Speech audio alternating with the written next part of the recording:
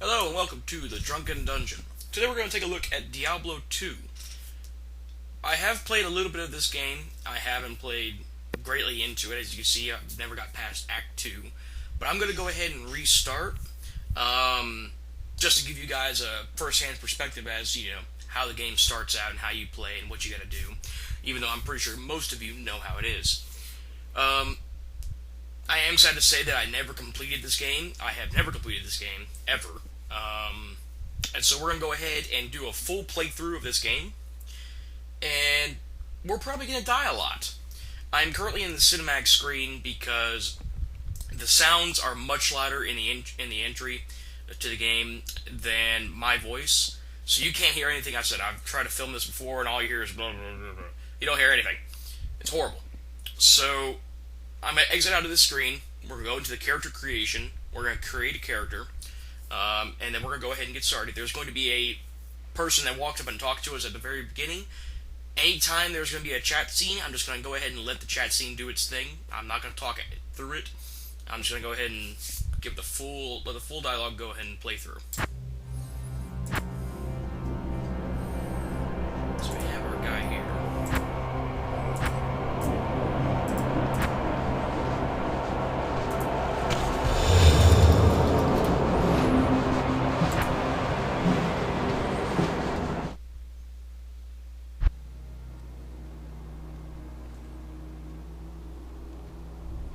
Good day.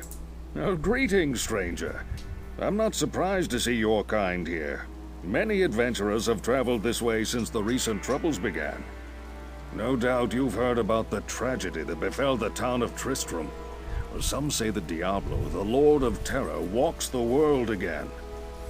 I don't know if I believe that, but a dark wanderer did travel this route a few weeks ago. He was headed east to the mountain pass guarded by the rogue monastery. Maybe it's nothing, but evil seems to have trailed in his wake. You see, shortly after the wanderer went through, the monastery's gates to the pass were closed, and strange creatures began ravaging the countryside. Until it's safer outside the camp and the gates are reopened, I'll remain here with my caravan. I hope to leave for Lutgulain before the shadow that fell over Tristram consumes us all. If you're still alive then, I'll take you along. You should talk to Akara, too. She seems to be the leader of this camp. Maybe she can tell you more. Okay, so that guy likes to talk for forever. We're going to go ahead and throw on the auto map, because I enjoy having that on. And let's go talk to Geed. And for you guys that don't know, Geed is our main merchant in this area. A necromancer? And he hates us. I hoped I'd never have to lay my eyes on one of your kind again. The recent troubles in this area have brought out all kinds, I see. Nevertheless, your money's good. But he is greedy. A spare weapon, some gold, a small gem is all I want in exchange for the equipment you'll need on whatever quest you might undertake. No, don't be shy. All of my items are guaranteed for life and come with a 2-day warranty. Basically, that guy's a ripoff, because a 2-day warranty doesn't mean a damn thing. Let's go talk to Charcy, our blacksmith. Hi there. I'm Charcy, the blacksmith here in camp. It's good to see some strong adventurers around here. Many of our sisters fought bravely against Diablo when he first attacked the town of Tristram. They came back to us true veterans, bearing some really powerful items. Seems like their victory was short-lived, though. Most of them are now corrupted by Ondario. So, she will repair your stuff, sell you weapons, things like that. Armor, etc. Same with Geed, but Geed's kind of more of a general trade. She's just the weapon merchant. Right over here we got our private stash. We store all our money and items, things like that. We got our work, our weak point.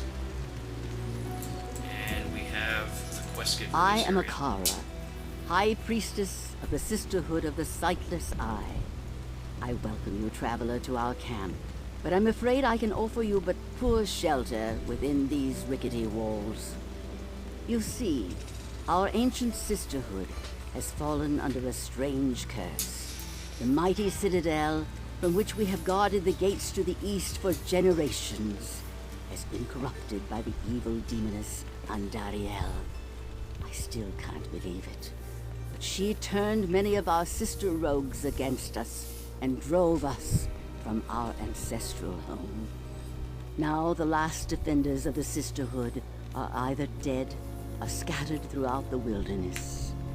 I implore you, stranger, please help us. Find a way to lift this terrible curse, and we will pledge our loyalty to you for all time. There is a place of great evil in the wilderness.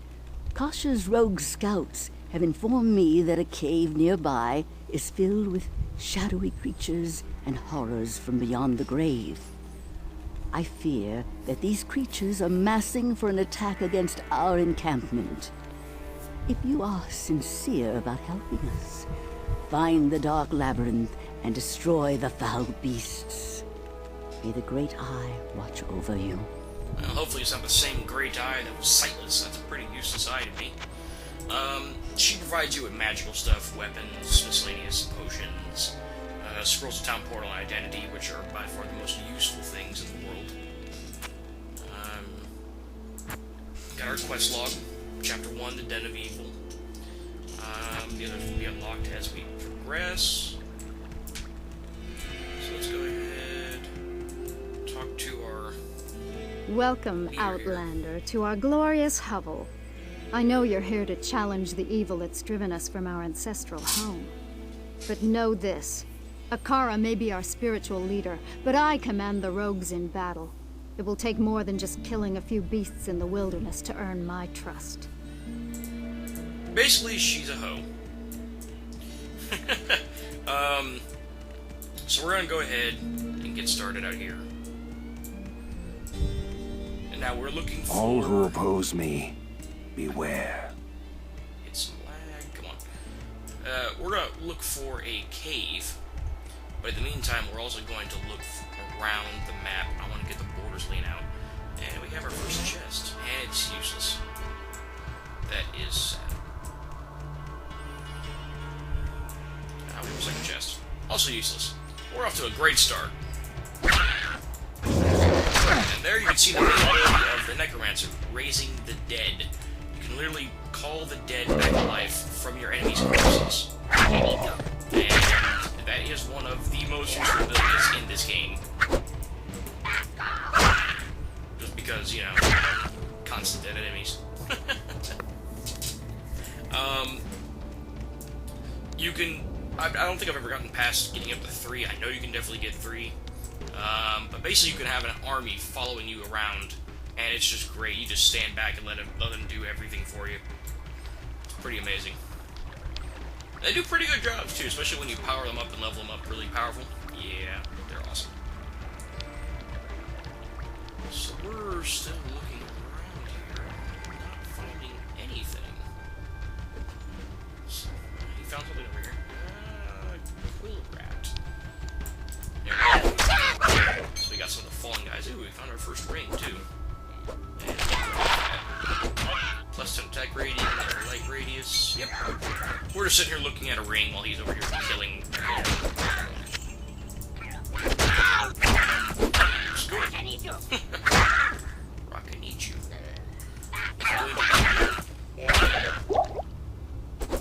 believe Rock, I need you was actually one of their top guys.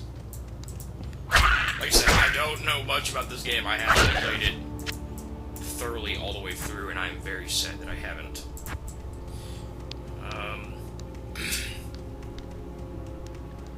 Let's go ahead and look this way real quick. Finish up with this. I don't know if this bridge is going to cross us into the new area, or just a new part of the map. Okay, yeah. It's going to just bring us to an additional area of the wilderness here. That's fine. Let's go back here and finish up this wall area over this way. Map out everything. Kill these guys. Well, let him do it. And we have a level up. raise him again so let him do his stuff. We're going to put some points into our strength, our dex, our vitality. Next, we're going to put some points into energy. Keep everything. We need to spend our skill point. I would actually put it into summoning because right now I don't actually have the ability to summon skeletons. It's the stick I have, the wand. It allows me to raise the dead. So I currently don't actually have the ability to raise a skeleton. And so now, because I have that wand, we can actually raise 2 of them. Now we have 2.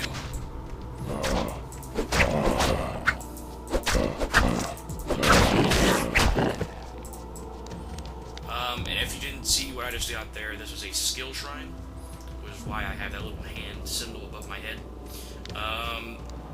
Basically gives you more abilities.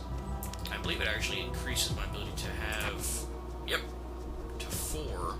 So I can have 3 skeletons with me while I still have this ability active. So actually, let's go back over here. And let our army build even more. Oh yeah, we are definitely going to kill some things now. Yeah, the Necromancer is one of the best classes, and if you want to get through the game, he is one of the classes to play through. I've heard a lot of issues trying to get through the game with the Mage or the Amazon, just because, I don't know, it's just a whole bunch of different reasons. The best 2 classes I was told to use was, I believe it was the Necromancer, and sorry, I just lose my concentration. The Necromancer and the Barbarian, and that is before you get the expansion. The expansion introduces a shapeshifter, and it also introduces an assassin. I've heard the assassin is pretty much garbage, but and there goes my skill points. So my 1 skill can explode. Okay. But I've heard that the summoner, or the shapeshifter, whatever he's called, he's actually really good because he's essentially a Necromancer 2.0, only he deals with like natural enemies like wolves and things like that. So he's pretty cool. I do have the expansion set.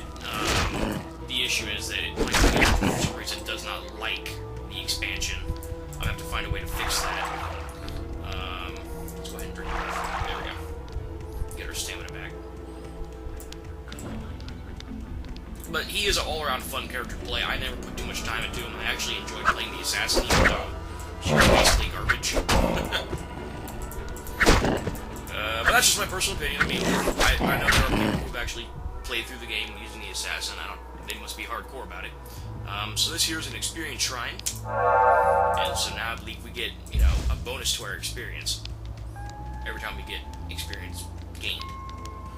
Now we found a skill shrine.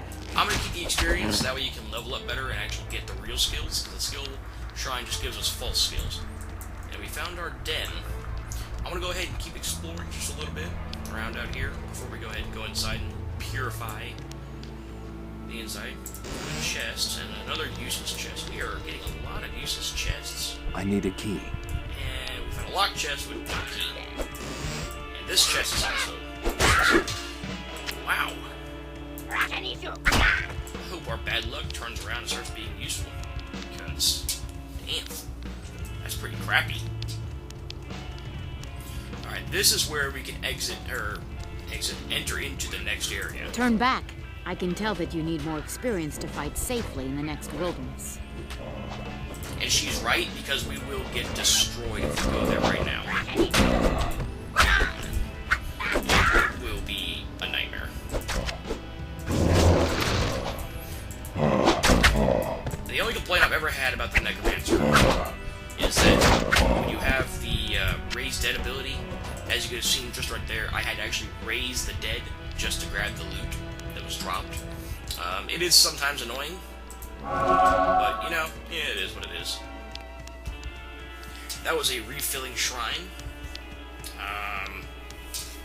Not exactly clear on what it refills. Possibly health. Maybe both. we did just get a level, and that's what's important.